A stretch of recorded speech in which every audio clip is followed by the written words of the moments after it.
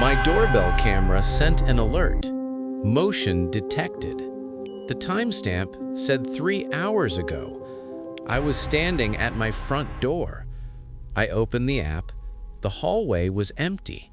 Then the camera moved by itself. The alert updated.